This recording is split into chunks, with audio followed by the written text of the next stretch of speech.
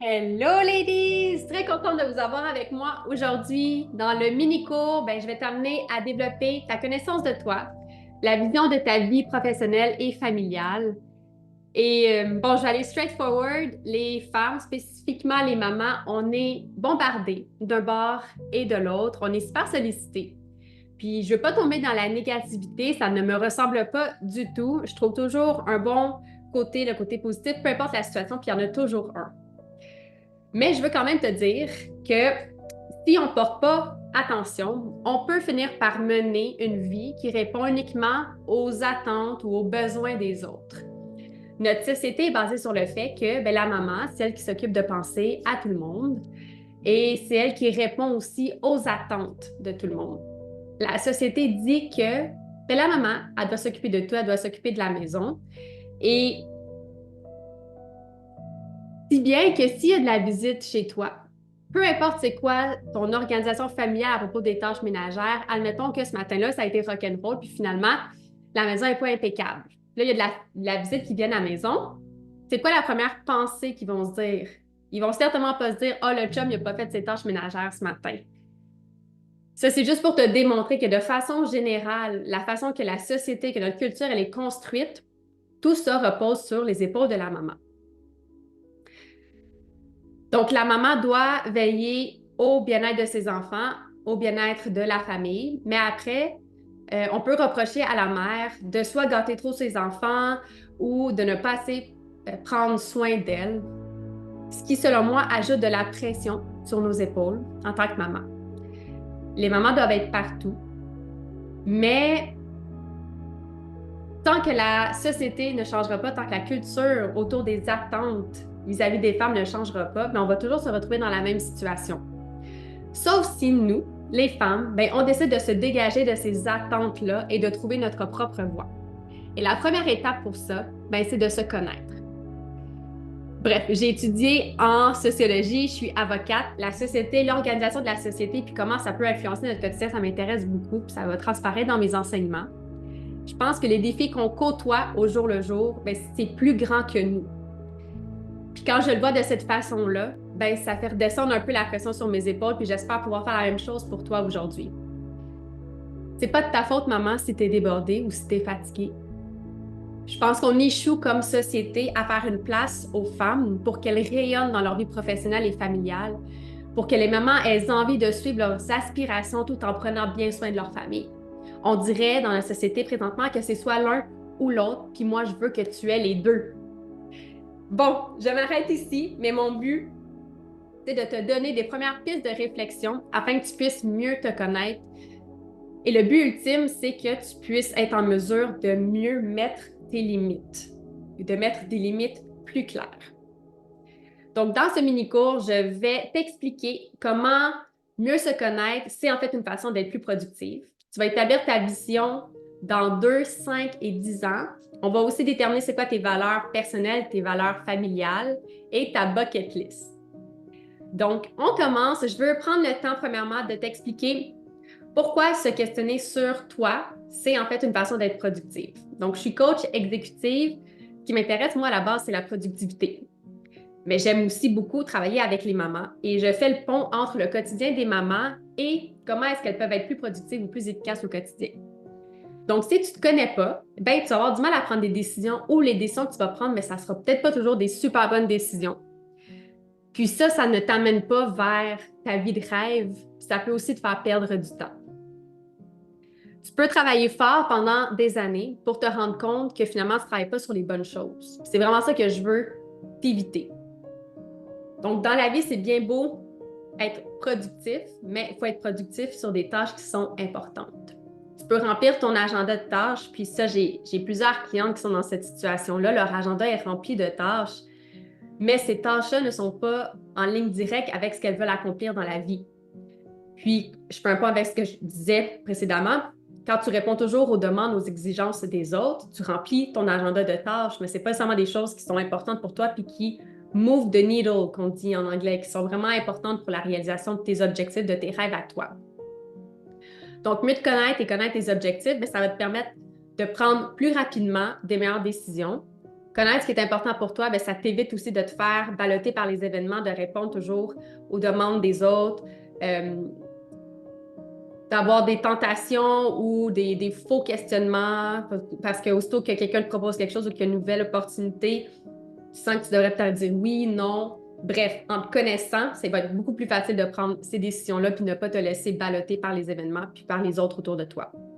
Connaître tes objectifs, ça va aussi te permettre d'accorder tes ressources, soit ton temps, ton argent et ton énergie, aux choses qui sont réellement importantes pour toi.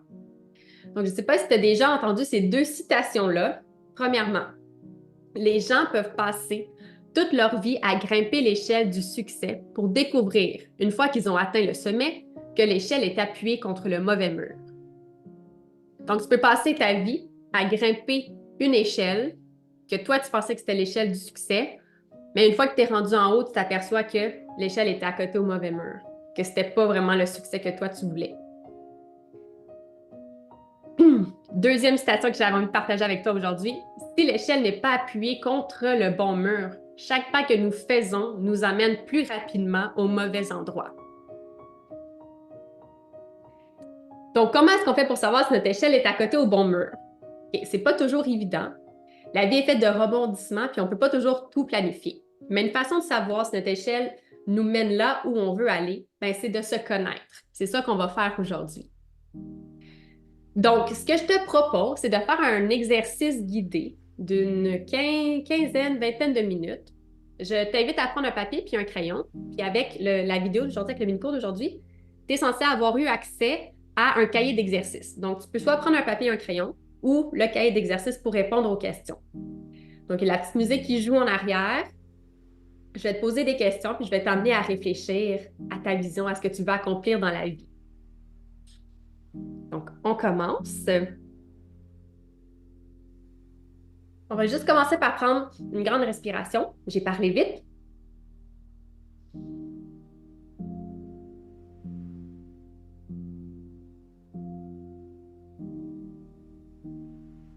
Une deuxième.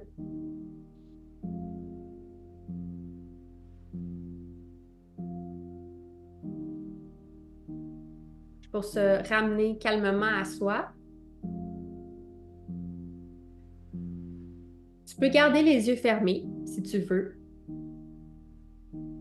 Première question que j'ai envie de te poser, c'est qui sont tes idoles?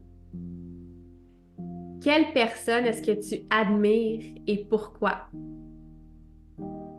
C'est quoi les qualités de ces personnes-là? Ça peut être des personnalités connues. Ça peut être des personnes dans ton entourage. Peu importe qui sont ces personnes, une fois que tu as quelques noms qui te remontent à l'esprit, essaie d'aller un petit peu plus loin puis de savoir pourquoi. C'est quoi qu'elles font ces personnes-là de spécial qui t'aspirent? C'est quoi leur style de vie? C'est quoi leur projet? C'est quoi leur qualité?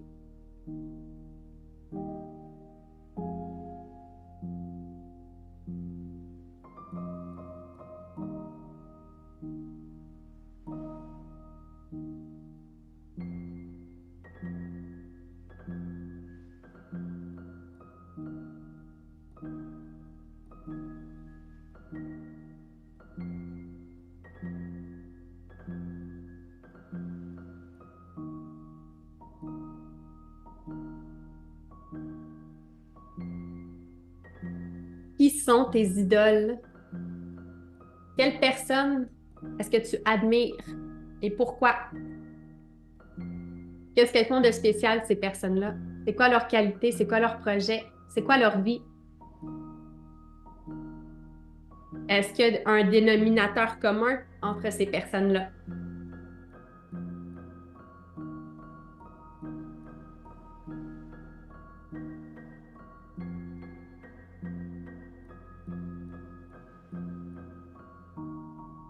Maintenant, imagine-toi, tu as 100 ans, tu es dans ta maison, c'est ton 100e anniversaire, ta famille, tes amis sont là, et vous discutez de la vie.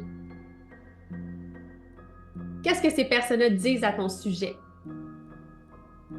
Comment est-ce que tu es? Comment est-ce que tu as été? Qu'est-ce que tu as accompli dans la vie? C'est quoi les anecdotes? C'est quoi les aventures?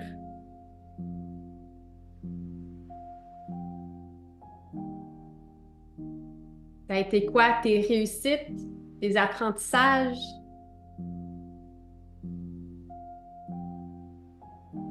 Quel genre de personne est-ce que tu es? Et qu'est-ce que tu aimerais que ces personnes-là racontent à ton sujet?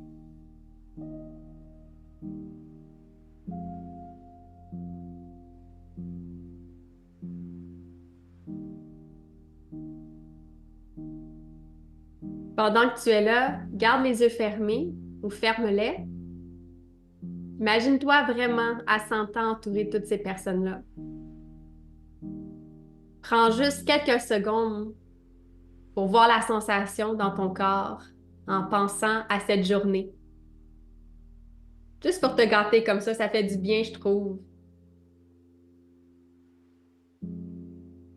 d'imaginer la belle vie qu'on a vécue.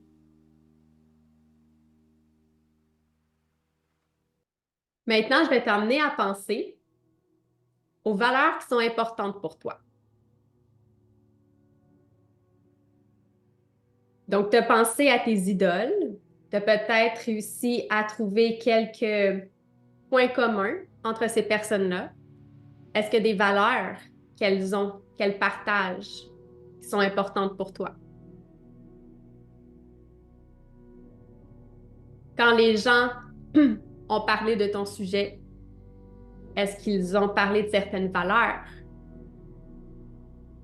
Est-ce que pour toi, une valeur importante, ça serait la détermination, le courage, la famille, l'amour, la spiritualité, la confiance, la joie?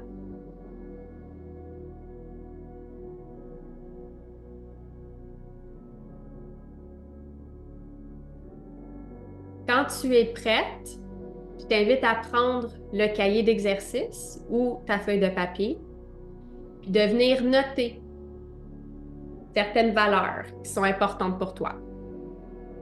Donc, on va commencer par en identifier 15. Une fois que tu vas avoir identifié tes 15 valeurs, essaie de les réduire à 10, puis si tu es capable, à 5. Quand je dis 5, ça ne veut pas dire que tu n'aies pas les 10 autres valeurs, mais ça veut dire quelles sont tes 5 valeurs prioritaires, les 5 valeurs que tu prends en considération au quotidien.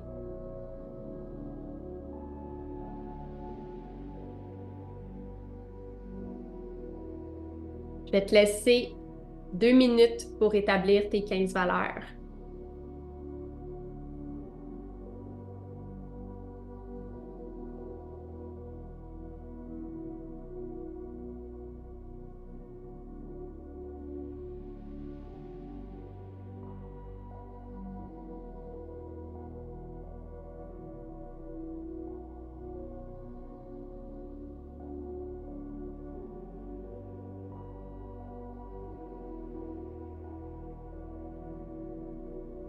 Est-ce que ça pourrait être l'abondance, la discipline, l'ouverture d'esprit, la douceur, l'efficacité, la persévérance, la patience, l'honnêteté, l'humilité, l'humour, la tolérance, la justice,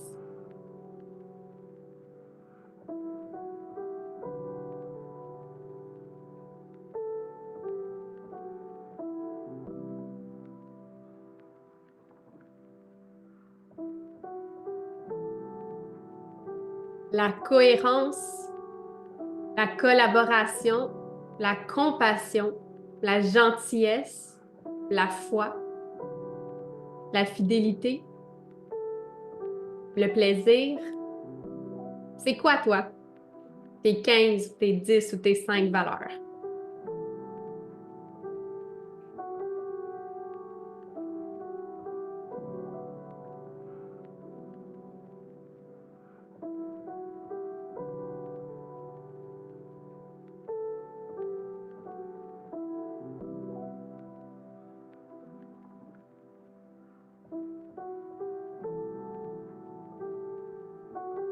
Je laisse encore quelques secondes pour y penser.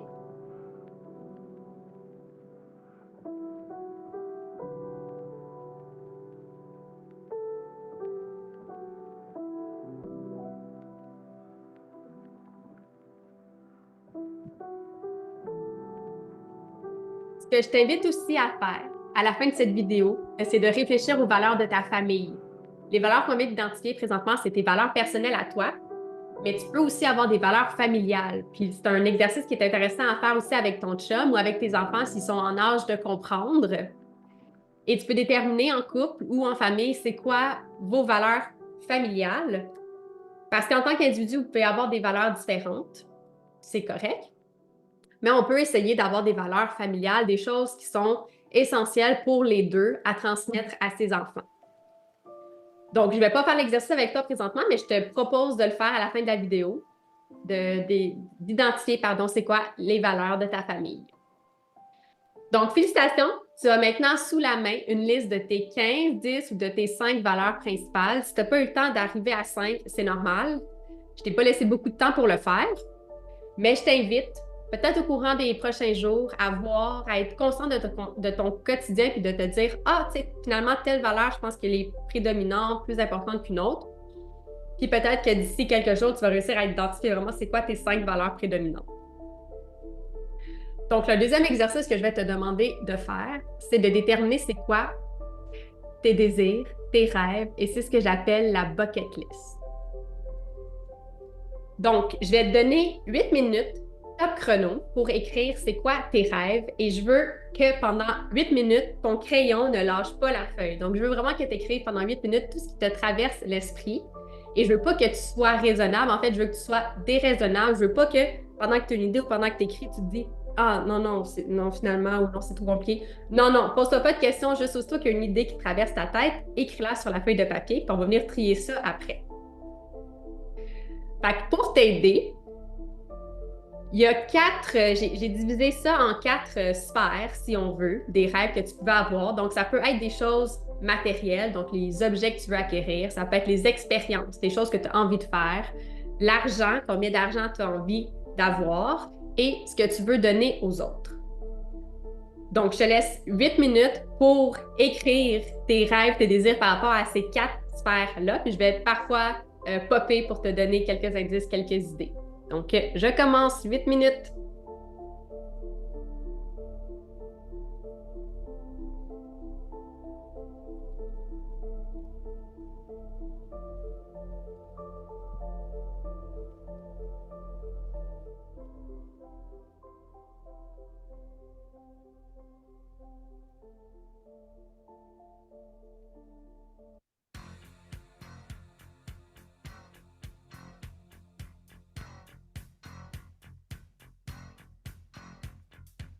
Alors, c'est quoi tes rêves? C'est quoi tes désirs? C'est quoi ta bucket list? Est-ce que tu veux écrire un livre? Est-ce que tu veux voyager en Nouvelle-Zélande? Est-ce que tu veux te marier? Est-ce que tu veux acheter une nouvelle maison? Est-ce que tu veux aller vivre ailleurs pendant 6 mois, avoir un diplôme comme moi en droit? Est-ce que tu veux sauter en parachute? Est-ce que tu veux monter un volcan? Est-ce que tu vas emmener ta meilleure amie à Vegas? Est-ce que tu vas emmener tes enfants à Disney? C'est quoi tes rêves?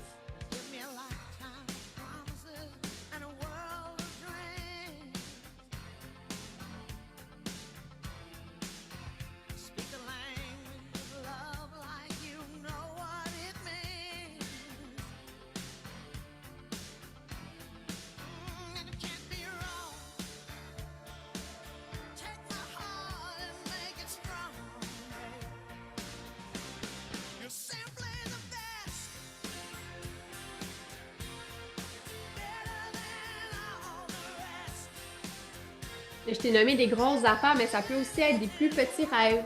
Est-ce que tu veux aller passer un week-end au spa avec ta mère? Est-ce que tu veux prendre une fin de semaine pour suivre une formation de développement personnel? Est-ce que tu veux aller monter une montagne? Est-ce que tu veux reprendre contact avec une vieille amie? Est-ce que tu veux commencer un nouveau loisir, exemple, apprendre à peindre ou à jouer un instrument de musique? Est-ce que tu veux pardonner une personne, pardonner quelque chose qui t'est arrivé dans le passé? Est-ce que tu veux embaucher une photographe pour prendre des photos de famille? Est-ce que tu veux organiser un party de feu avec un foam party? Ça peut aussi être des rêves familiaux, comme je te disais, d'emmener tes enfants à Disney, emmener ton garçon à la ronde, ou emmener ta fille faire du zipline. Il n'y a pas rien qui est trop grand ou qui est trop petit.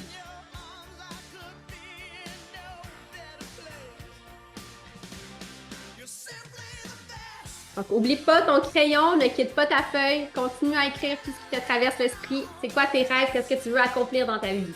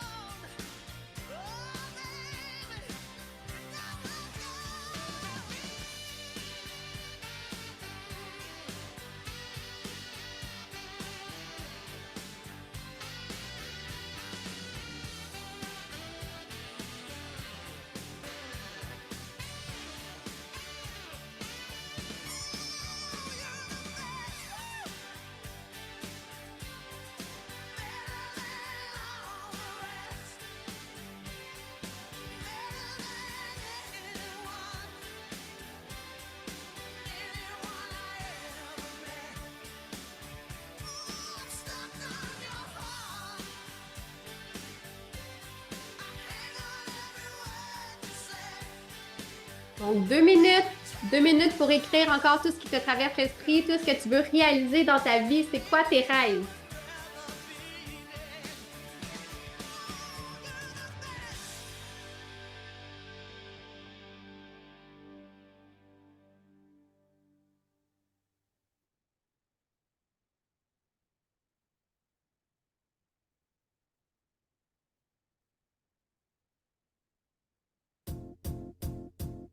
It might seem crazy what I'm about to say. Sunshine, she's here, you can take a break. I'm a hot air balloon that could go to space. With the air, like I don't care, baby, by the way. Because I'm happy. Clap along. Une petite minute. Like a room without a roof. Clap along if you feel like happiness is the truth. Because I'm happy. Clap along if you know what happiness is to you. Because I'm happy. Clap along if you feel like that's what you want to do. Here come bad news, talking this and that. Maintenant, ce que je vais te demander de faire, c'est de venir faire un tri. Donc, la liste que tu viens de faire, la liste que tu viens de créer, je vais te demander d'écrire à côté de chaque élément. Excuse-moi, d'écrire à côté de chaque élément 1, 3, 5 ou 10. Est-ce que cet élément-là, tu veux le réaliser d'ici 1 an, 3 ans, 5 ans ou 10 ans? Donc, je répète, à côté de chaque élément de ta liste, viens écrire 1, 3, 5 ou 10. Let's go!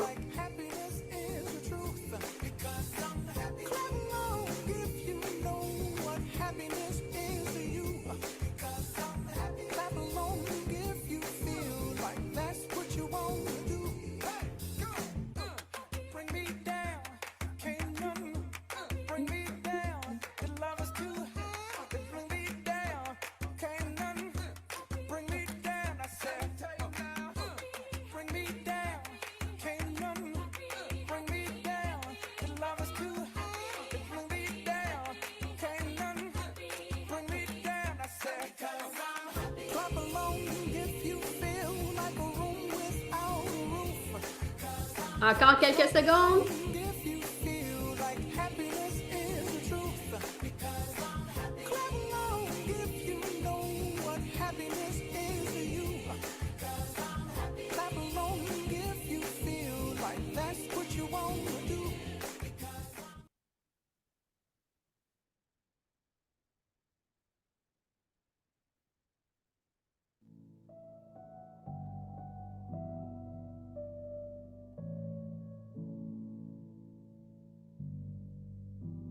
Super. Donc, c'est terminé pour cette partie-là de l'exercice. On va reprendre une grande respiration.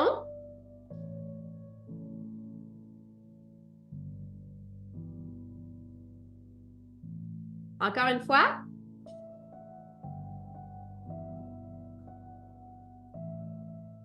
Je trouve ça tellement excitant pour toi d'avoir une petite idée, un petit plan de match de ce qui va arriver ou pas durant les prochaines années, mais juste de pouvoir rêvasser un petit peu, je trouve que ça nous fait toujours du bien. Donc, l'exercice que je vais faire avec toi présentement, c'est une genre de ligne du temps, une vision de ta vie à court et à moyen terme. Je vais te demander de fermer les yeux, puis de t'imaginer, tu es rendu où dans 2, 5 et 10 ans. Donc, premièrement, ferme tes yeux. Imagine-toi dans 2 ans à partir de maintenant. Où est-ce que tu es dans ta pensée? Tu es à quel endroit? Tu es avec qui? Qu'est-ce que tu fais? À quoi ressemble ta journée? Quelle tâche tu es en train de faire? Comment te sens-tu? C'est quoi ton émotion primaire? C'est quoi les émotions qui guident tes journées? Qu'est-ce que tu fais comme travail? C'est qui t'entoure? C'est quoi tes projets?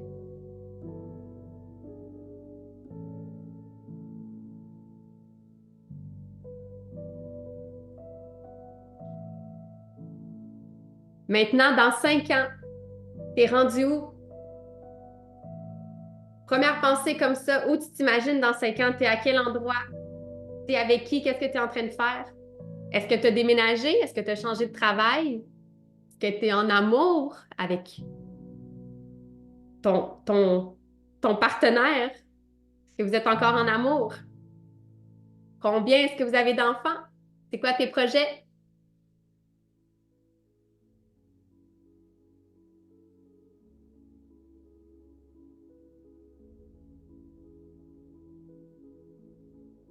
Puis je vais vite, puis c'est intentionnel. Je veux pas que tu restes pris dans tes pensées à essayer de planifier. On n'est pas en train d'essayer de planifier, on est en train de réfléchir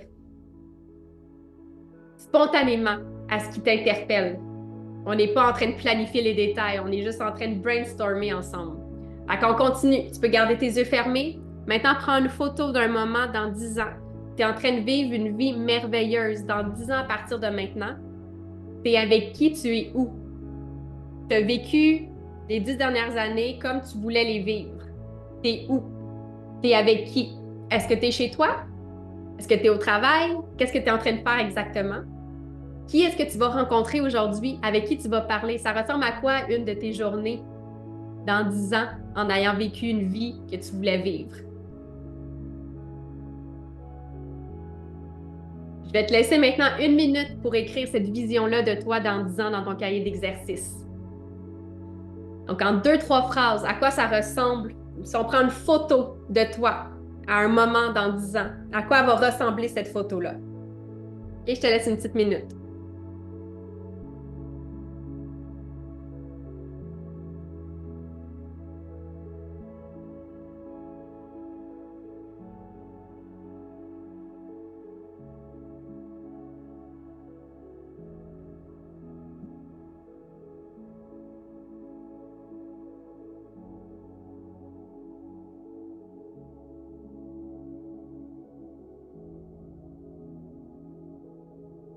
Encore quelques secondes pour écrire ta vision dans 10 ans.